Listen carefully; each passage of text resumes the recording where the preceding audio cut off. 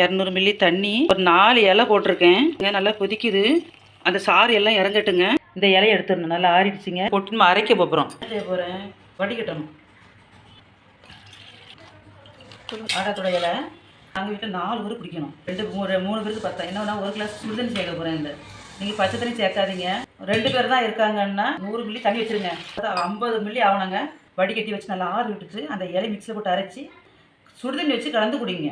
உங்களுக்கு வந்து ஆஸ்துமா, இருமல், சளி, ரத்த கொதிப்பு, மாதவள கோளாறு, லேடிஸுக்குங்க, லேடிஸ் சம்மந்தப்பட்டது அத்தனையும் குணமாகுங்க. ரத்த அணுக்கள் அதிகமாகும். மஞ்சள் கமலை வராம கூட தடுக்குதுங்க. பிடிக்கலன்னா தேனை வந்து 1/2 டீஸ்பூனுங்க கலந்து கொடுத்துருங்க குழந்தைங்களுக்கு. வயிற்றில் பூச்சி சேராதுங்க. அது மாதிரி இப்போ இலை கிடைக்கலன்னா ஆடத்தோட சூரணம் வாங்கி இதே மெத்தடில் சாப்பிடுங்க. உடம்பு பார்த்துடுங்க.